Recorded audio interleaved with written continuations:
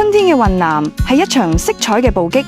今次同我哋用8日時間穿越地表，最強調色盤，闖入動畫場景。Day 1春城初印象，9日抵達昆明，呢度四季如春，空氣都帶住花香。喺索菲特酒店 chill 一晚，為聽日壯闊旅程充電。Day 2上帝調色盤，衝擊視覺嘅東川紅土地，赤橙交疊嘅曲線似大地嘅血管。佢同敦煌九寨溝並稱中國4大色彩天堂，相機隨便一叉都係大片。Day 3金色花海，上晝穿越陸良彩色沙林，千年風舌標出嘅迷宮。下晝衝入羅平，全國最癲嘅油菜花海，20萬畝金色波浪壩上蔓延，望唔到盡頭來。Day 4喀斯特蜂蟲瀑布，晨朝早金雞蜂蟲睇喀斯特山丘浮於雲海，再探九龍瀑布群。崔明特別安排上下行飛氈，輕鬆睇10幾級天然梯瀑飛射。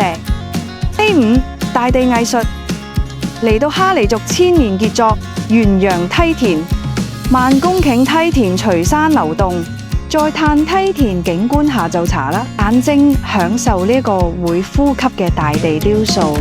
Day 6啦，雲端村落，天未光就守候多依樹日出，睇陽光逐層染金梯田，再轉入雲海深處嘅阿姐科村、蘑菇屋、寨神林，仲有哈尼婆婆手織布，原始到唔捨得走。